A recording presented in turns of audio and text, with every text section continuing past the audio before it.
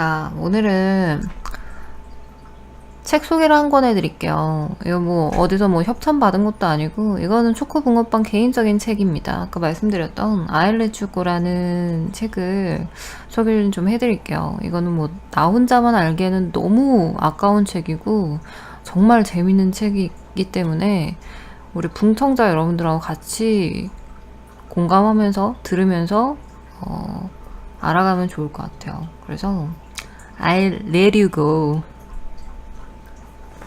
라는 책을 한번 소개를 좀 해드리겠습니다. 뭐 언제나 그렇듯이 제가 직접 다 처음부터 끝까지 읽고 소개를 해드리는 거기 때문에 뭐 제 개인적인 견해 굉장히 좀 많이 들어갔습니다. 비가 억수로 내리던 날이었어요.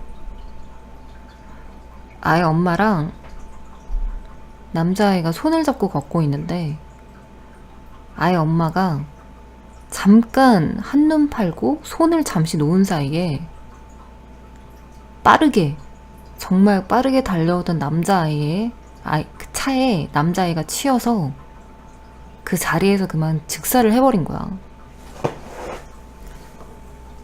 첫 장부터 굉장히 좀 스펙타클하지 않습니까? 근데 사고를 낸 차주는 내려보지도 않고 수습조차 하지 않은 채 그대로 X를 밟아서 도주를 합니다. 말 그대로 뺑소니를 쳐버린 거죠.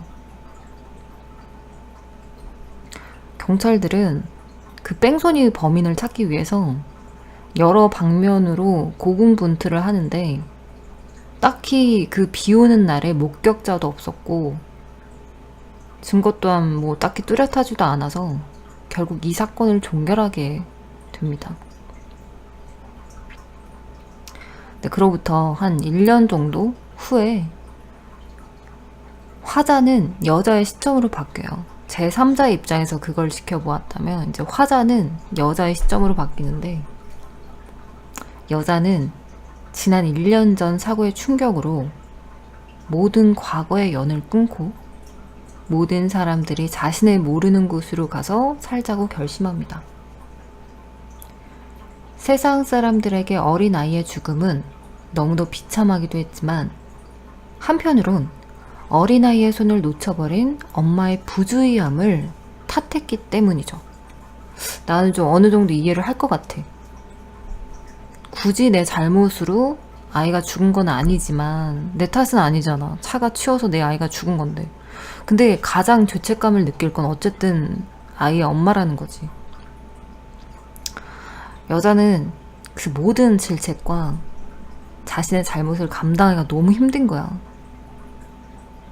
그래서 결국 아무도 모르는 곳으로 떠나기로 결심을 한 거죠.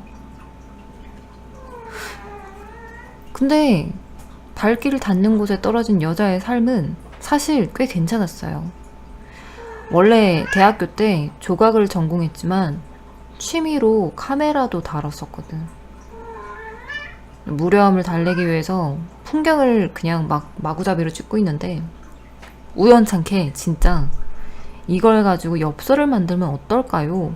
라는 제안에 여자는 생각지도 않게 돈벌이도 생긴 거야. 낯선 타지에서. 잘 됐지. 낯선 곳에서 뭐 먹고 사나 막막했는데 돈벌이도 생기고 굉장히 좋은 거죠. 근데 거기다가 다친 유기견을 발견해서 동물병원에 데려왔는데 그곳에 수의사랑 눈이 맞아서 사랑도 하게 돼. 될 놈은 된다 이거죠. 사실 이 여자의 과거는 좀 굉장히 좀 불우했거든. 가정사가 그리 좋지도 않았고 자신의 단짝 친언니랑은 엄청난 말다툼 끝에 연도 끊게 돼버린 거야. 그래서 뭐 가족하고 연락도 안 하고 완전히 고립된 상태지. 자기 혼자. 근데 사람이 등 따시고 배부르면 여유가 생긴다고 하지 않니? 이 와중에 연 끊고 산 친언니가 생각나는 거야. 그래서 자신이 찍은 사진으로 만든 엽서에 자신의 근황을 아주 짧게 담아 언니에게 보내게 되죠. 될 놈들 부들부들. 근데 어느 날 어린아이를 치고 도망간 뺑소니 사건을 전담하던 레이라는 경찰은 아무래도 마음에 걸려서 결국 동료 케이트 형사와 함께 비밀리에 수사를 진행하게 됩니다. 아무래도 어린아이의 사건은 굉장히 좀 잔혹하죠. 더군다나 딸 자식을 가지고 있는 부모의 마음이라면 더욱더 눈을 돌릴 수 없는 사건이죠. 그 결과 범인의 행적을 알게 됩니다. 경찰들은 곧바로 남자아이를 무참히 밟고 간 뺑소니 범인을 검거하러 가게 되는데요. 그 범인이 잡혔어. 그렇게 잡고 싶었는데 정말 열심히 고군분투하며 경찰들이 수사를 한 결과 범인이 잡혔는데 그 범인은 바로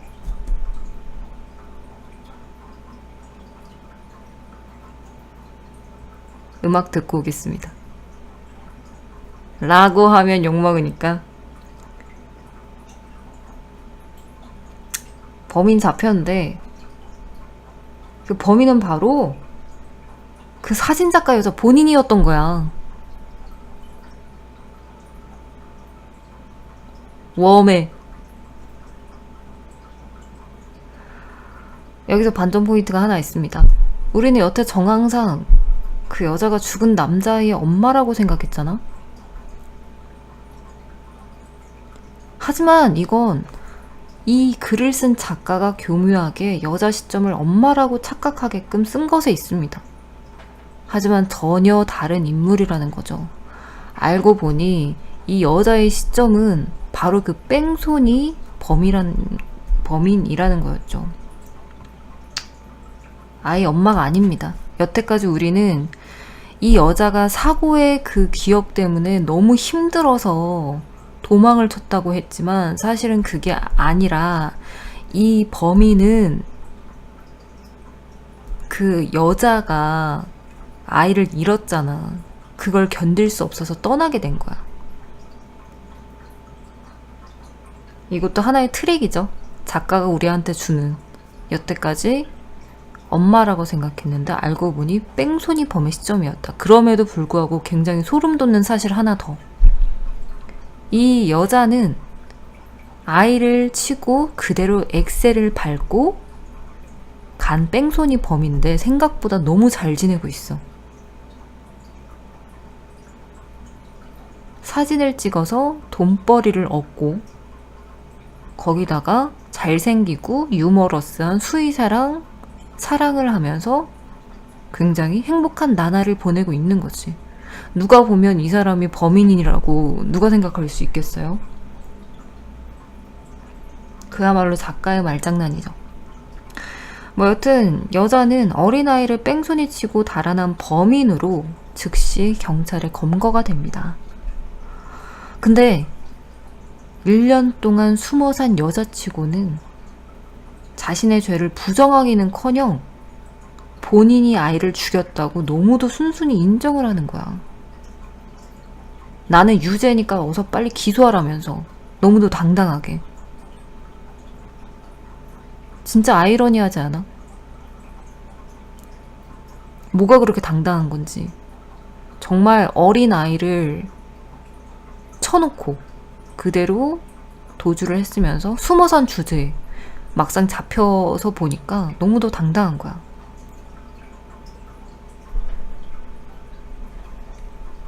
경찰들은 기소하는 과정에서 좀 이 행동에 좀 뭔가가 의아하긴 했지만 사건은 그렇게 마무리가 되는 듯 했습니다. 뭐 여기서 한 번 더 짚고 넘어가자면 검거된 사진작가의 이름은 제나라고 합니다.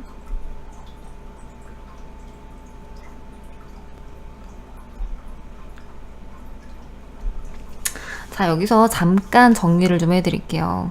비 오는 날 어떤 어린 남자아이가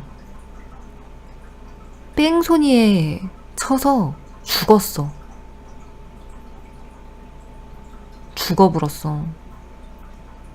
범인을 찾아야 되는데 증거고 목격자가 아무것도 없는 거야. 범인을 어떻게 찾아? 못 찾지. 수사가 종결이 됐어. 정말 쉽게 한 줄 요약하자면 범인을 잡았습니다. 그 범인의 이름은 제나이고요. 사진작가. 그리고 다시 시선은 화자는 어느 남자의 시선으로 옮겨갑니다. 화자가 바뀌어요. 전혀 모르는 남자예요. 여기서는. 남자는 갑자기 과거를 회상하면서 이야기를 시작해요. 이 남자는 사업도 굉장히 잘 되고 수완도 좋아서 어느 대학에서 경영학 수업을 도맡을 정도로 굉장히 좀 성공한 남자라고나 할까? 그러다가 우연히 그곳에 그 대학에서 제나, 즉 검거된 뺑소니 범 그 사진작가를 보게 되고 그래서 한눈에 반하게 됩니다. 치밀한 계획 끝에 결국 이 남자는 제나의 마음을 얻게 되었고 둘은 결혼까지 가게 되죠. 그 뺑소니 범이 알고 보니 남편이 있었는데 지금은 남편의 그 시점에서 얘기를 하는 것 같아요. 신혼여행을 떠나던 첫날 밤이었는데 호텔 로비에서 호텔 남자 직원과 제나가 잠깐 대화를 나눴다는 이유 하나만으로 남편은 곧 사랑하는 제나의 얼굴에 주먹을 꽂게 됩니다. 알고 보니까 이 남자는 의처증 환자의 정말 나쁜 놈인 가정폭력범이었던 거야. 그때부터 남편의 상습적인 폭행은 이어졌죠. 제나 또한 상습적인 폭행을 일삼는 남자와 잠자리를 하기란 여간 힘든 게 아니잖아.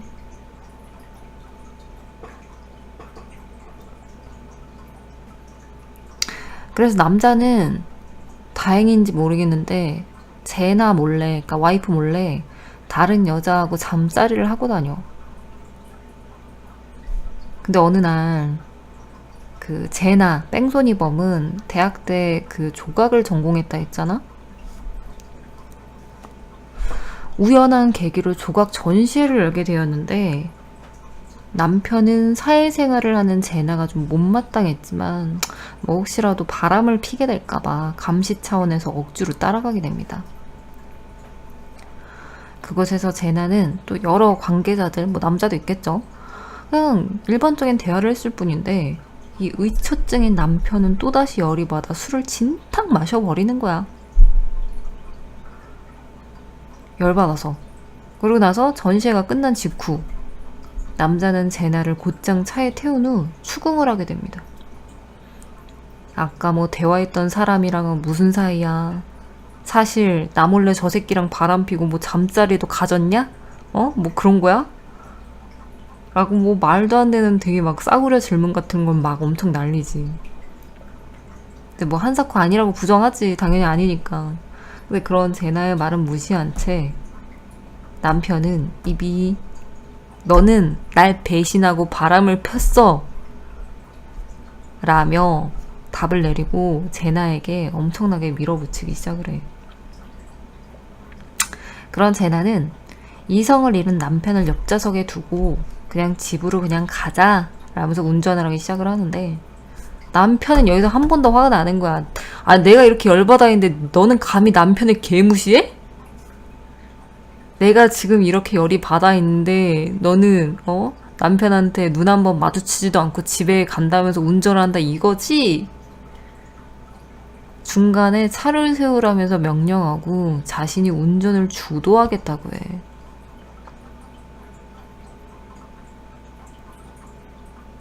그때부터 매섭도록 달리며 제나에게 위협을 가하지. 제나는 무서운 나머지 남편에게 속도를 줄이라고 하지만 내가 왜 네 말을 들어야 되냐? 하면서 남편은 속도를 절대 줄이지 않아. 결국 스포입니다. 여러분들 혹시 책 사실 분들은 볼륨을 줄여주세요. 결국 주택가를 엄청난 속도로 달리던 남편은 자신의 앞에 튀어나온 남자아이를 치게 된 거야. 그게 처음에 죽었던 남자아이였던 거지.